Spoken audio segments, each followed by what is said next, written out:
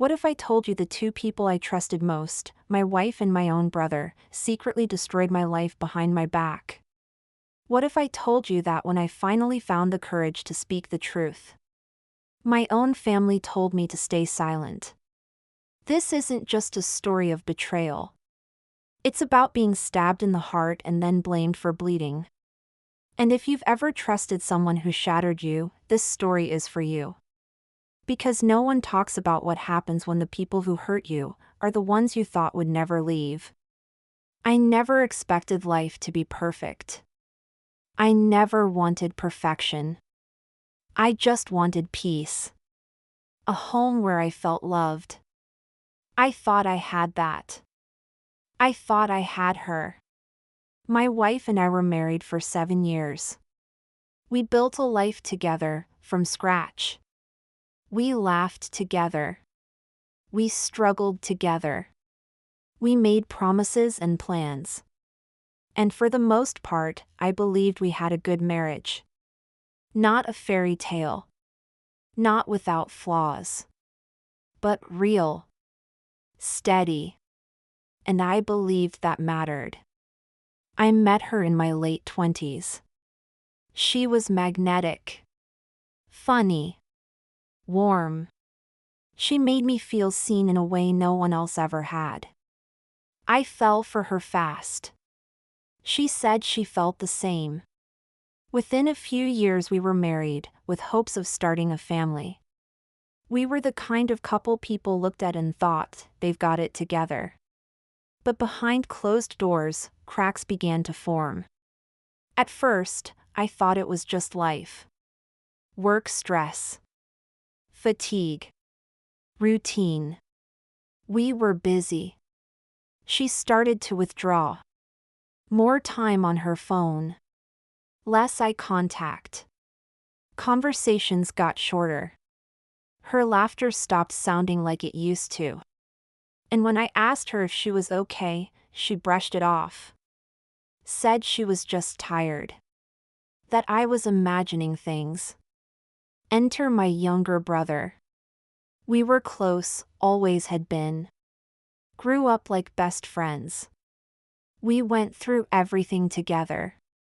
Childhood fights. School memories. Life milestones.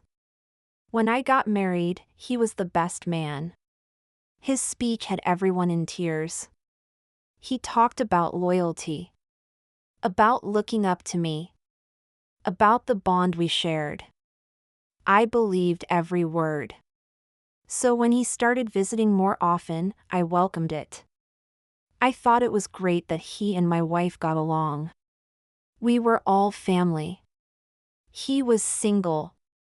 Lonely. Needed a little company. I never once imagined anything else. But something began to change. The way they looked at each other. The way she smiled when he entered the room. The private jokes. The quick glances. The energy was different. I started to feel like the outsider in my own home. Still, I said nothing. I didn't want to believe my own instincts. I told myself I was being paranoid. That I was overthinking. That love doesn't betray you like that. Not your wife. Not your own brother. That would be unthinkable.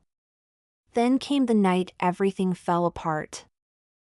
I came home early from work. Her car was not in the driveway, but her purse was on the counter. That made no sense. I waited. Watched the clock.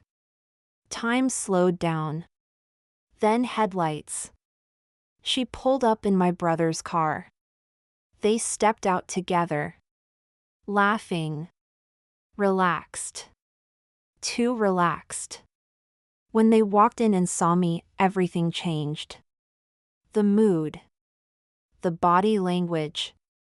The silence said more than any words could. My stomach dropped. But I didn't scream. I didn't accuse. I just watched. Later that night, I couldn't take it anymore. She was asleep. Her phone was beside her.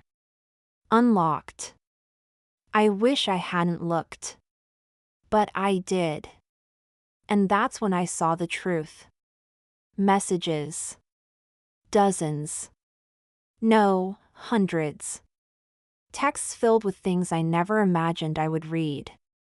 Her telling him how she missed him. How I didn't understand her. How she loved him. How they should be together. Photos. Late night calls. Plans. Secret meetings. Jokes about me. It wasn't just physical. It was emotional. Deep. Intimate. They had created an entire world behind my back. And I was the fool they laughed about. The next morning, I waited until she sat down at the table. I looked at her.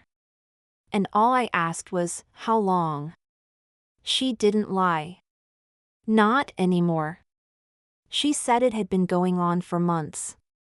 That it wasn't supposed to happen. That she didn't mean to fall in love with him, but she did. I asked her if she ever really loved me. She didn't answer. Then I called my brother. I asked him to meet me. I didn't yell. I didn't punch. I didn't even cry. I just asked him why. He said it started as friendship. That she needed someone to talk to. That I wasn't around emotionally. That they got close, and it just happened. Just happened. They destroyed my life and called it an accident. But that wasn't the end. The worst part was my family's response. I went to my parents.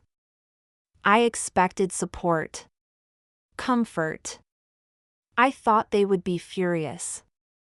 Heartbroken. I thought they would hold me and tell me it wasn't my fault. But that's not what happened. My mother's first words were, maybe she felt neglected. My father said, "You're brothers. Don't let this come between you." They told me not to make a scene. That family should stay united. I couldn't believe what I was hearing. I was the one betrayed, but they treated me like I was the problem. They acted like it was something I should just move on from. As if I hadn't been stabbed in the back by the two people I trusted most. Then came the invitations. Family dinners where they were both present, and I was expected to attend and act civil. Holidays where they were praised for being happy, and I was told to be mature. People stopped checking on me. I became the outcast because I refused to play along with the lie. I fell into a dark place. I couldn't eat. Couldn't sleep. I stayed in a friend's spare room. Nights were the hardest. I'd stare at the ceiling wondering if I'd ever feel normal again. Wondering if love was real. If family meant anything. I started to believe maybe I really wasn't enough. Therapy became my lifeline. Slowly, I began to heal. I started writing. Reading. Walking. Sitting in silence without breaking. I let myself cry. I let myself scream. I let myself grieve. And little by little, I rebuilt. Not with them. Not with old memories. But with myself. With new people. With real friends who stayed. With honesty. I stopped seeking apologies. Stopped explaining myself. Stopped needing anyone's approval. I cut ties. I stopped attending family events. I stopped answering calls from those who excused betrayal. I stopped letting the past define my future. Years have passed now. My ex-wife and my brother are still together. Maybe they're happy. Maybe they're not. I don't care. That's their burden to carry. Not mine. I've found love again.